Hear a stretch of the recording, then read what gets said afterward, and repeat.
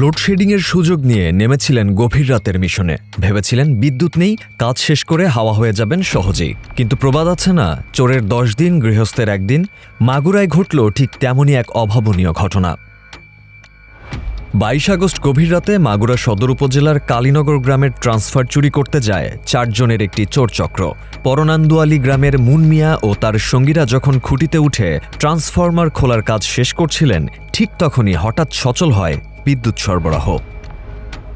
মুহূর্তের মধ্যেই বিদ্যুৎস্পৃষ্ট হয়ে মারাত্মক আহত হন মুন মিয়া। সঙ্গীরা তাকে এই অবস্থাতেই ফেলে রেখে এক দৌড়ে চম্পট দেয়। সকালে স্থানীয়রা মাঠে তাকে ছটফট করতে দেখে খবর দেয় পুলিশে। মাগুরা সদর থানার ওসি আব্দুল্লাহ আল মামুন জানান, চোর মুন মিয়াকে উদ্ধার করে পুলিশ হেফাজতে হাসপাতালে চিকিৎসা দেয়া হচ্ছে। সুস্থ হলেই মিলবে জেল হাজতের টিকিট। আর বাকি সহযোগীদের ধরতেও চলছে চিরুনি অভিযান। Mahfuz Arefin, green TV digital.